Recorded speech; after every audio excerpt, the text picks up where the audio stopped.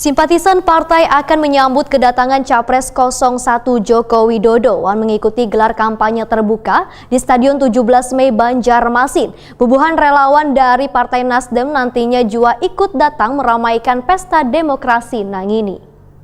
Tapi yang kami hormati Ketua Tim Kampanye.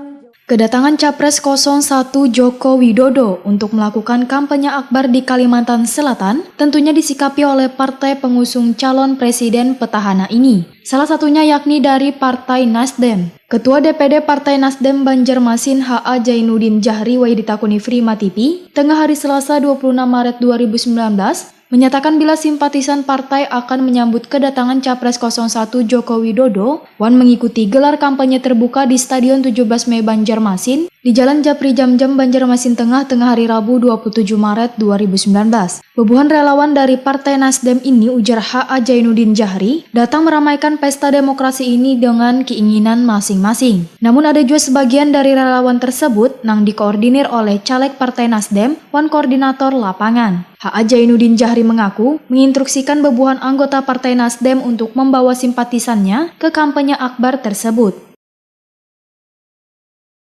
Simpatisan, relawan yang akan hadir di sana. Jadi mereka juga sifatnya keinginan sendiri, dan juga ada yang dikoordinir oleh para caleg-caleg dan juga para koordinator lapangan. Ada 1000-an Pak yang diikutkan Pak? Kami karena terbagi beberapa partai politik ya, jadi kami memang ada instruksikan setiap caleg, setiap koordinator, korlap agar membawa simpatisan.